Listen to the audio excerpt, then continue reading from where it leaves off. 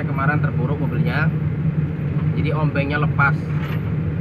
Karena kalau nggak dilepas nggak bisa dibongkar muatan. Terburuk dalam keadaan muatan tanah. Nah, terus masuk ke parit. Ini mau perbaikan ompeng dulu, karena patah dulu kan ompengnya. Dilepas karena kemarin tuh bongkar tanah.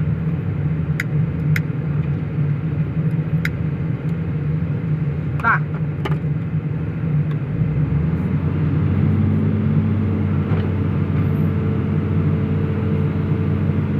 pusing ya.